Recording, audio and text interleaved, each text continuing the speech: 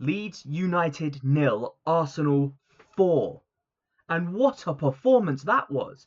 Where's that been all season? Unbelievable. Absolutely unbelievable. That's a great way to kick off after that Man United game. That Man United game was horrible. It was despicable. We don't talk about that ever since. But this game, that's a reaction. That is the reaction we needed. And maybe, just maybe, that Man United game realistically could have been just the kick up the arse that we might have needed. We really needed that. But this game here was unfucking believable. How the hell we have gone from playing that kind of football against Man United, backwards, sideways, when we're losing 2-1, to going over to Leeds. I nearly said Liverpool then. Going over to Leeds, which is always going to be a hostile atmosphere, and then beating them 4-0. That's the Arsenal team that we've been needing for a while now. And if we can continue playing like this, then that's when I'm going to get a bit more confident and say we can win the league. It's still a bit early to say. We're only 24 games in. Let me double check that. 24 games in? Yeah, 24 games in. So it's a bit early. We've still got 14 more games to play. But we're counting down now. We are counting down the games now. And as I said before, every single time that we win points, it is a loss to the likes of Man City and Aston Villa. Every single time. And now looking at the situation, we've played first. So we've now put pressure on Man City. And they have to play Tottenham away. And Tottenham, for some odd reason, have always been a bit of a bogey team for Man City. I never really understood that, but it's just how it was. And hopefully they can do us another favour now. And listen, Thomas Frank, we need a favour. We need that silver membership, as Robbie said on AFTV. That silver membership can be upgraded to gold. Just win this game. Win this game and get us 7 points clear again. And if we're back to 7 points clear and we can continue a winning streak, that's when it's time to get a bit more excited. It's been a drowsy kind of season. We've been kind of scraping wins here and there. And by here and there, I mean the vast majority of our season. Not a lot of games that we played had comfortable victories. A lot of them were won by just a 1-goal difference. But for today, it's a different story. For today, we put Leeds to the sword. We didn't concede any goals. And that is what champions do. We played like champions. We played ruthlessly. Even when we were 3-0 up, we were looking for a fourth. And even when we were 4-0 up, we could have got a fifth. We played proper. We played like we wanted that champion to be the champions of England. Hell, at this rate, if we play like that in the Champions League, we'll win the Champions League. Unbelievable. I'm actually lost for words partly. One negative to take from today, I will say though, is of course the Saka situation. And I don't know the severity of Saka's injury. I hope it's not serious. But being absolutely fair, Noni Madueke stepped up. He stepped up and he did the job. But on top of that as well, even Zubimendi, someone who I criticised very harshly against Man United, and a lot of people disagreed with me on that, and fair dues, I was very emotional at the time. But I said it on my stream. The villain of the Man United game just became the hero of this game. If he's getting a goal, and I can't complain about that, but even he's playing well. He looks very, very in control of that game. Everyone did, really. And there was this period of time in the second half, I think the beginning of the second half, right up until the third goal, that Leeds looked like they could have got a goal back. And you could see there was a bit of hope from the Leeds fans. They were chanting, they were getting loud. The whole stadium was going crazy. Um, and under normal circumstances, a lot of teams would have fell to that pressure. Um, but we didn't. As I say, we did what champions needed to do. We put teams to the sword. We absolutely outperformed them. Even when they looked like they could have scored, it was us that got the next goal. And that third goal completely killed off any hope they had in that stadium. And Gyökeres as well, getting a goal. He should have got two, really, but I think maybe in future he can do a bit better in those kind of situations. He's just got to learn to just kick the ball. Just kick the ball, just get a goal, because chances like that are very rare, especially when you're playing for Arsenal.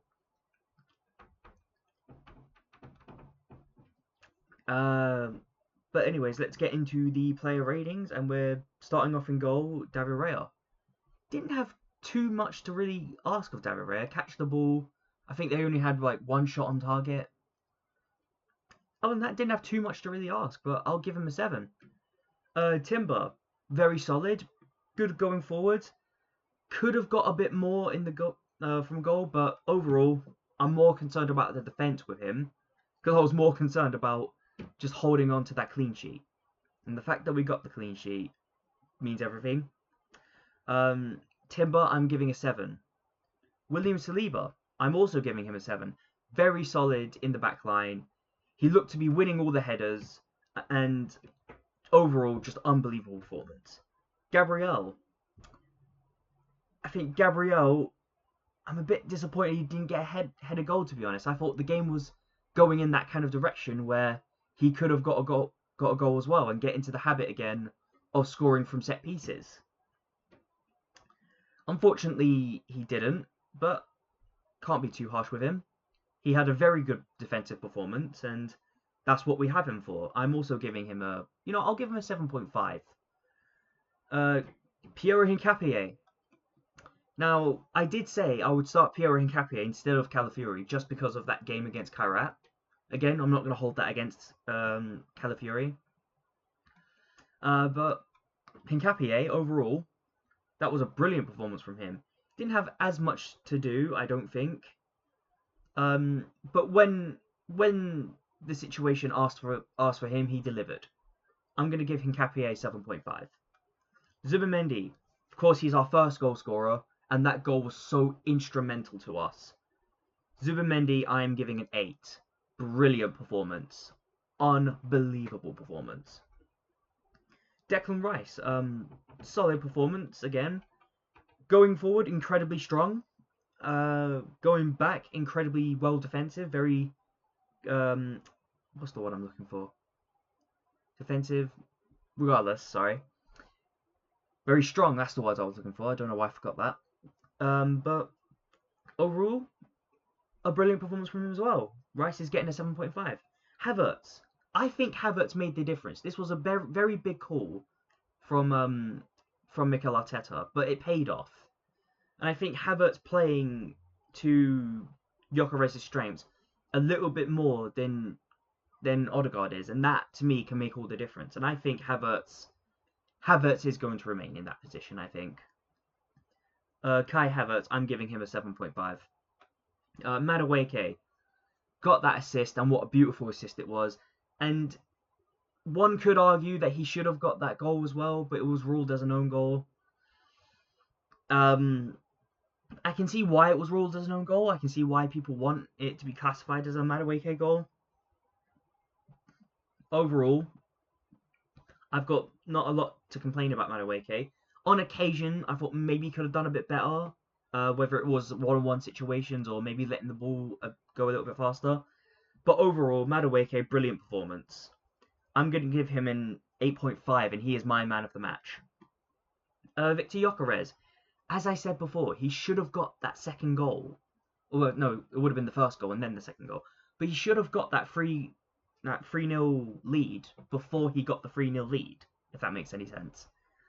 But Gyökeres, still a very strong performance from him. Even he looked great.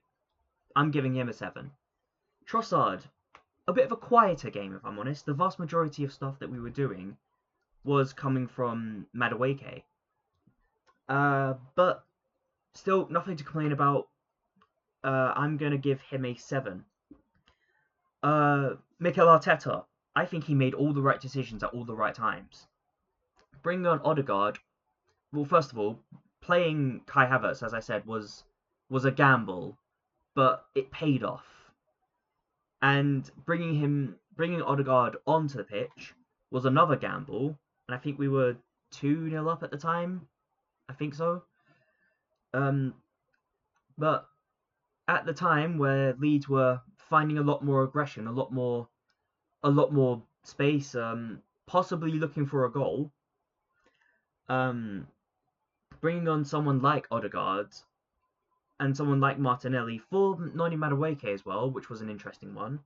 But even Martinelli got an assist, so I can't complain about that. And of course, bringing on Calafiori, who didn't have a good game against Kairat, but had a good game here. All of it paid off, and I've got zero complaints with Mikel Arteta. I think he had a brilliant game, Mikel Arteta. Everything that Arteta did, I feel was right. Mikel Arteta gets a 10. The referee, poor performance from the referee. It feels like we should have had more fouls than we actually did, and they should have had less fouls than they actually did. The referee, I'm giving a 4, and that's me being generous. And finally, the fans. At the first half, I only really heard Arsenal fans. Of course, when the Leeds fans started getting a bit excited, I was obviously going to hear them, but after that third goal, it was just Arsenal fans. The Arsenal fans for making that travel, for singing out their hearts, and for supporting that team through that terrible weather. I'm giving them a 10. But anyways, that is my match review. Let me know what you think down below. Like, share, and comment, and please do subscribe. It really does help out the channel. And I will see you for the match preview for Arsenal versus Chelsea, and that's another important match. Goodbye for now.